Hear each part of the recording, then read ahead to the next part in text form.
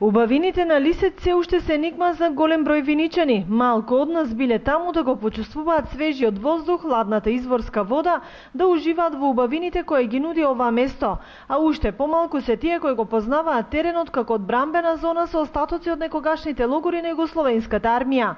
Расположивите капацитети на овој предел на надморска височина од 1500 до 1700 метри за жал не се искористени. Земениот и тешко прооден пат од 18 километри го кочи развојот на еден профитабилен туристички комплекс кој ќе го полни буџетот на општината.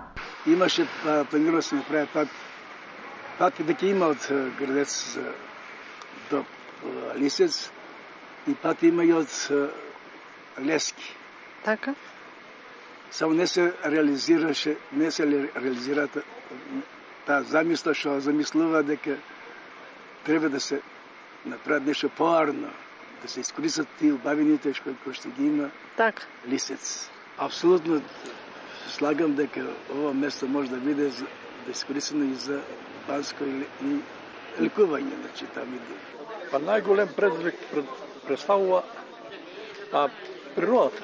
Тоа многу има потенцијал. Повеќе има потенцијал од сите тоа источно-македонски планински излетници места.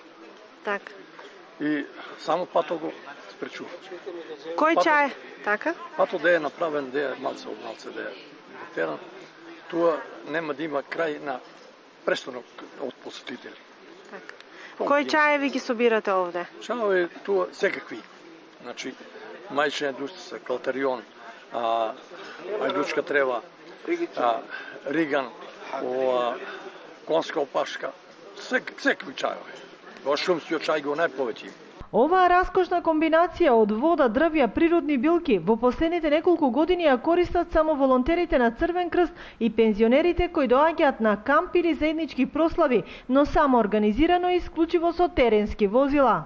Доаѓам често во Лисец. Така? И уште од подамна, од 60-70 година навамо редовен сум. Да. На сите прослави што ги славиме тука, бидејќи тука е формирана бригадата, така, што има големи заслуги за ослободувањето на Македонија и повеќе градови од Источна Македонија. И сум редовен со моите ученици што од гимназијата и од учениците што овие се младинци што беа на предвојничка обука во Батец. И бидејќи Лисец превладува со многу убавини. Убава клима, природа, само што до сега не е искористена.